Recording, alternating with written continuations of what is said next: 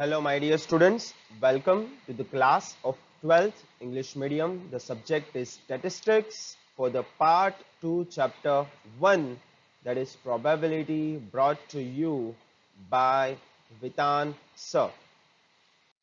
Now, today we are going to start with one of the basic terms which we need for the study of this chapter. The first term is random experiment.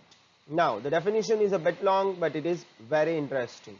The experiment which can be independently repeated under identical conditions and its all possible outcomes are known, but which of the outcomes will appear cannot be predicted with certainty beforehand is called a random experiment. Okay, now the important points I have highlighted here. It is independently repeated actually for a many number of times under identical conditions. It's all of the possible outcomes are known beforehand, means we already know what are the options which we have. The total number of options we already know, but among all the total number of options, which option will come, that we cannot predict, means it's an uncertain event. That experiment is known as the random experiment. Now let us take an example. Example, tossing a coin. Now we know that tossing a coin can give us either heads or tails. It never gives anything else. It either gives heads or tails. No matter how many number of times we toss, it will keep on giving us either heads or tails, but nothing new. So we know that repeated under identical conditions, we will get heads or tails. The two options are fixed. But at each number of times we are not sure whether it will be heads or whether it will be tails. So that means there is an uncertainty. We know the total number of outcomes. We know that they are not going to change no matter how many times we repeat the experiment, but we don't know exact answer. We don't know exact which head or tail will appear the next time we toss a coin. That means that tossing a coin is a random experiment. Let us take another example, throwing a die. Now, throwing a die is something which we always use for playing the board games, and we know that it has 1, 2, 3, 4, 5 or 6 on its different 6 faces. So we know that when we throw a die, a single die, we will either get 1 or 2 or 3 or 4 or 5 or 6. Any number of times we throw the die, of course it will always give us something which is from these 6 numbers only. It is not going to show us a 0, it is not going to show us a 7 or 8 or 9 or nothing else. It will show us numbers from 1 to 6 only. But whenever we are throwing a die, we don't know which number will actually appear on the face of its die. That means there is an uncertainty.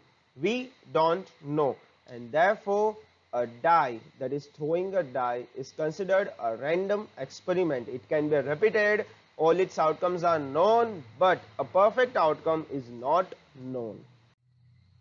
The characteristics of the random experiment, the first one here, that a random experiment can be repeated independently under almost identical conditions.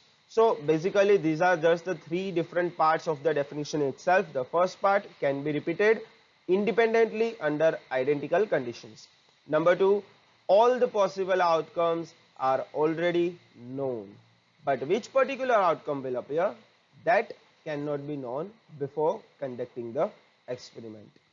And the random experiment always results into one of the outcomes. That means the outcomes which we have already known, one of them will always be the result. That's the random experiment. So these are the three characteristics. Write them down in your notebooks. They are important. Now, the second important term, the first one was the random experiment. The second important term is the sample space. The set of all the possible outcomes of a random experiment is called sample space. In other words, we can say that total outcomes are called sample space. Now, total outcomes are something which we have already studied in the 10th and used this term in my previous tutorial also. So, sample space is actually total outcomes. It is usually denoted by capital U or capital S. The elements of the sample space are called sample points. Now, I think let us take an example of the sample space to understand it better. We will again take something similar, throwing a die. The all possible outcomes are 1, 2, 3, 4 and 5 and 6. So the sample space here will be U, that is S, that is in the curly brackets 1, 2, 3, 4, 5 and 6. So this becomes the sample space. These are the all possible outcomes. There are no other outcomes which might occur by throwing a die.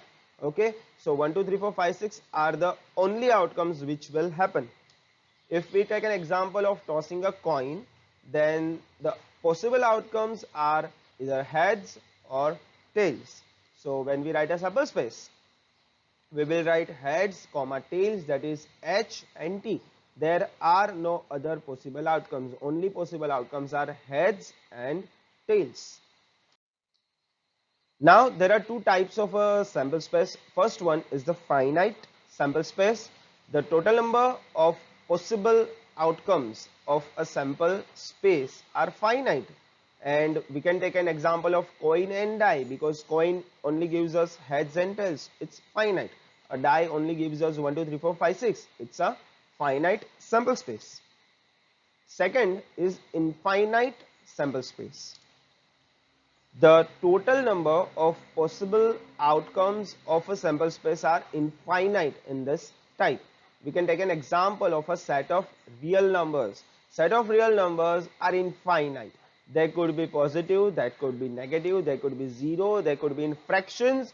You cannot imagine the total numbers because they are infinite. They never end. So infinite sample space consists of infinite numbers. Let us take an example of how to create a sample space. Now here the question is, two coins are simultaneously tossed. We need to prepare total number of outcomes created out of these two coins. Now the possible outcomes for each coin is, for the coin 1 it is heads and tails, for coin 2 it is again heads and tails. So what we are going to do, we are going to combine these two sets of heads and tails to get a sample space that is heads heads or heads tails or tail heads or tails tails. Okay, so when we toss two coins, both can be heads. The first one heads and second one could be tails. The first one tails and the second heads, or both could be tails. So this is a sample space of tossing two coins simultaneously. Take one more example where we are throwing two dice simultaneously. Now we know that both the dice will have 1, 2, 3, 4, 5, 6 on them, and when we combine two sets of 1, 2, 3, 4, 5, 6, then we can get a sample space. But how we write it down? So what we are going to do, we are going to take one number from the first die and allot it all the numbers of the second die one by one. For example, I take 1 from the one die and the second die can be 1, 2, 3, 4, 5, 6. So the set I will get is 1, 1, 1, 2, 1, 3, 1, 4, 1, 5 and 1, 6. Now I take 2 from the second die and allot 1, 2, 3, 4, 5, 6. So 2, 1, 2, 2, 2, 3, 2, 4, 2, 5, 2, 6. Similarly, I will take 3 for the first die and 1, 2, 3, 4, 5, 6 of the second die.